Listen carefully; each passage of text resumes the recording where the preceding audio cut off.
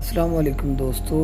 भारत में एक दफ़ा फिर कोरोना की बिगड़ती हुई सूरत हाल पर वहाँ की सिक्योरिटी एजेंसीज़ और पुलिस ऑफिसरान मुसलमान लोगों के आगे अपील कर रहे हैं कि वो रमज़ान के महीने में कोरोना से निजात की दुआ मांगें। तो पाकिस्तान से मैं उनके लिए खैर खाई की दुआ करता हूँ। अल्लाह ताला से गुजारिश कीजिए कि ये जो कोरोना गए साल से हमारे लोगों को लेके जा रहा है, तकलीफों में डाल रहा है, वो दूर करे।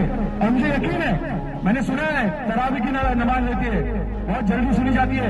तो तहे दिल से आप नमाज में यही मांगना कि ये कोरोना हमारे शहर से, हमारे देश से चले जाए।